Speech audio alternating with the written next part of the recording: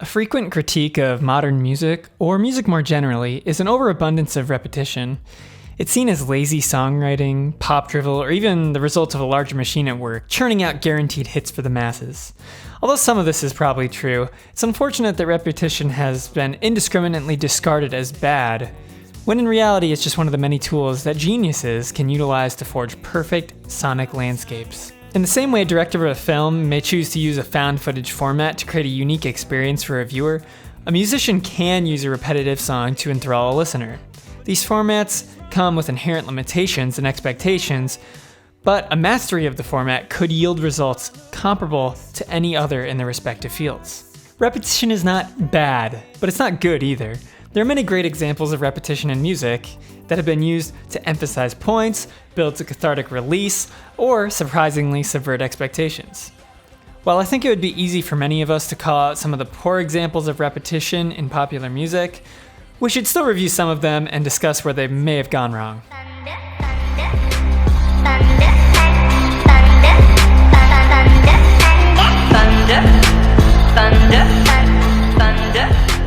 While the core of the song may be undeniably catchy, it's unfortunate that it is depressingly hollow. It's at least very interesting that they tried to use a pitch-shifted vocal part in the chorus to give it some sonic diversity, but it comes off as grating over time, particularly because of the monotony of the lyrics. The verse and chorus mirror each other with very little distinction, and extremely minimalist instrumentation doesn't do it any favors.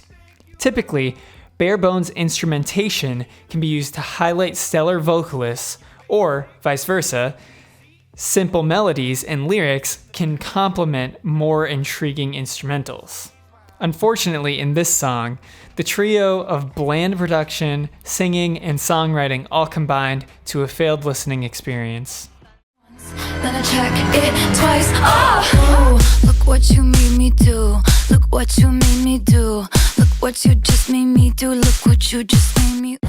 While I actually really appreciate certain elements of this song, such as the cinematic intro and bridge, or pre-chorus, or the boldness in trying something that subverts expectations in the chorus, the sonic palette utilized to emphasize change throughout the repetition is again grating.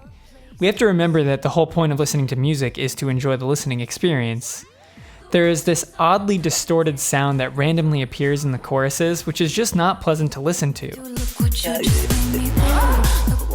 And other than that, the choruses are just one phrase repeated largely on one note over and over again. The only chorus where things really change is the final chorus, which is slightly better, but not anything like what the intro and bridge promise the listener. It would have been phenomenal to sit through the entire song and eventually reach a chorus that combined the elements hinted at previously, but instead, we got this. I'm sure all of you have some examples of bad repetitive songs in mind, so I don't really want to spend too long on that section. Now, I want to go on to what I promised you, examples of repetitive songs that use the style flawlessly.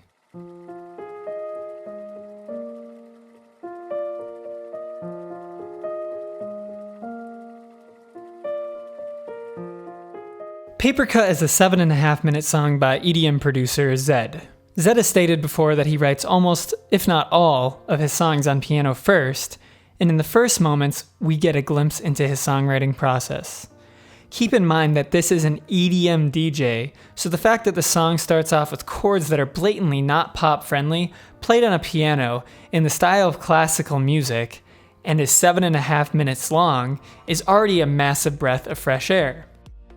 Zedd is known for his massive pop hits, and this is just further proof that writing popular music is a commendable skill of its own, and a true sign of musical talent. The song begins with a beautifully played piano part, which will become the backbone of the song. He plays through the part once, and then plays it again, a bit faster.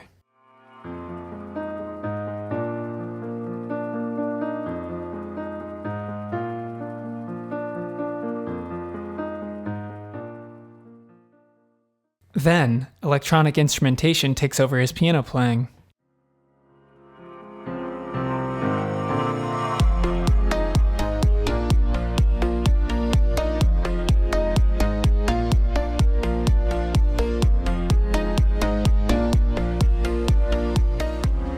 While the same part was technically played 3 times in a row, every time was hugely different from the last, and each had a purpose. I think Zedd was trying to show his writing process of coming up with a cool part on piano, slowly becoming more and more confident in his abilities and playing it a little bit faster, and then translating it into the electronic format. It also was preparing your mind for the soundscape that he was creating. In the 7.5-minute runtime, there are only 2 major chord progressions played, one in the first half and one in the second half. The first is perhaps slightly more daunting, while the second is maybe more lively, but we'll get into that shortly. The reason I think this song is so enthralling despite the rampant repetition is the slight variations and accents placed throughout. This is mostly done through creative production, such as adding and removing instruments, cut-off filters, and shifts in tempo. Here's a great example. At 2 minutes and 17 seconds in the song, Zedd accents the term "we're breaking down" by adding a robotic voice, repeating the word down, while also descending in pitch. Even when we're breaking down, can we pause it just for... The reason he used a robotic voice here was because it was a reference to the term breaking down, which is used for machines, such as robots. He also played on the word down by making the pitch slide down. Just a few moments later, at 2:26, Zedd drops the instrumentation on beat 1, holding the listener in suspense before placing the beat back into place. This may have become a bit of a trope at this point in music, particularly EDM music, but in 2015 when this song came out, it was much less common. Then, just a few seconds later, at 2:32, Zedd adds an erratic percussive solo, as he used to be a drummer in a rock band.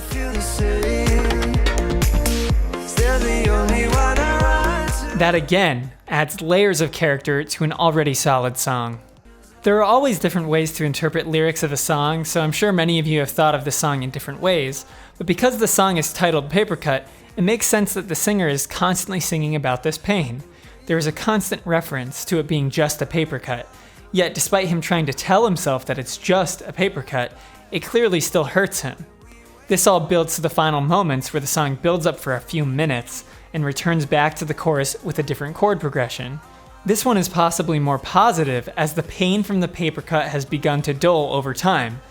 The meaning of him saying it's just a paper cut changes over this time period because it goes from a mantra of him trying to tell himself that he'll be okay to words he truly believes.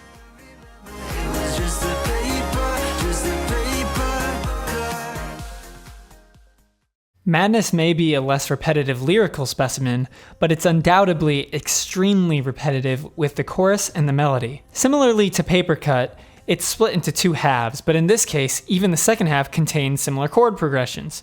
Fortunately for us, Muse managed to integrate dozens of unique pieces to make every moment of this masterpiece build on the last. So let's talk about how. I think having an intriguing sonic palette to begin with is a solid place to start for a repetitive song. If you're going to repeat something in a song, it should be something unique that we haven't heard in countless other songs, something that would be ear candy to hear over and over again. Thankfully, Chris Wolstenholme, the bassist of Muse, decided to get his hands on an experimental bass known as a Misa Kitara, if I'm saying that correctly, which is essentially the ear candy we want.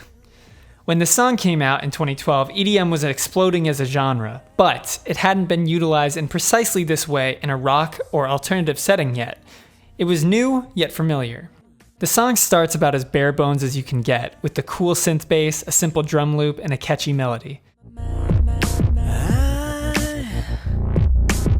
I can't get these memories out of my mind. It's clear that this is 100% intentional. The vocals are intended to be in the spotlight at the moment, and adding more business to the song at this specific moment would detract from the listener's experience. They need to be able to pick out the glorious bass tone and keep track of the melody and singing simultaneously. So a simplistic introduction is the perfect soundscape to engage the listener. The first real hint that things might build up here is that 21 seconds in we already have our first harmony. Some kind of madness. It started. At 32 seconds, we add an ambient monophonic synth, which gives the song much needed space. I tried so hard to let you go. Every instrument up to this point has been extremely dry, meaning lacking reverb. and the smooth and silky single note made everything sound just that much more clean.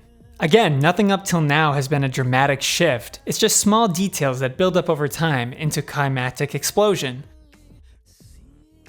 At 126, they add a percussive single note guitar line which swiftly builds into two, on top of the synth, and on top of the continued harmonies. I need to know, is this real? Each time the harmonies are repeated, they either add a new voice or are staggered to give more character, keeping the listener invested to see what they switch up next. Some kind of madness.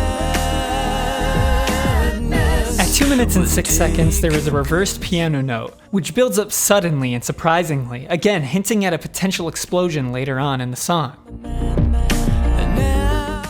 This is what Look What You Made Me Do failed to capitalize on, leaving a trail of what could be and then satisfying the listener with a subsequent release. At 2:08, the guitar line begins to literally crawl up the scale, again hinting at an explosion. What are we building to?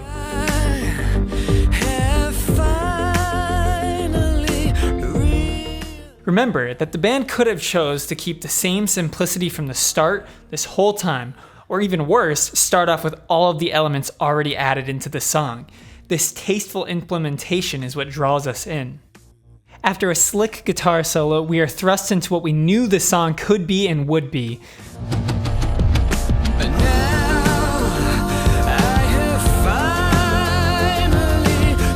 But it's not done there. If you've heard the song, you know where it leads, and it could not be nicer to listen to. Most of the melodies in the second half are similar or variations of previous melodies, but the soundscape is incomparable. It's almost like we're listening to a different song at this point.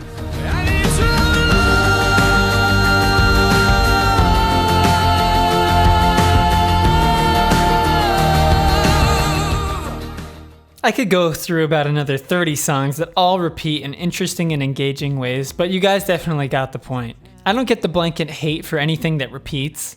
I mean, sometimes I just don't want to listen to a 50-minute prog extravaganza that changes key every other chord. And just because you repeat chords doesn't mean you're not intelligent. I hope all of you enjoyed the video. Please leave a like and subscribe for more videos. My Patreon is linked below, and check out some of my own music if you're interested. Thank you so much for watching, and see you guys later.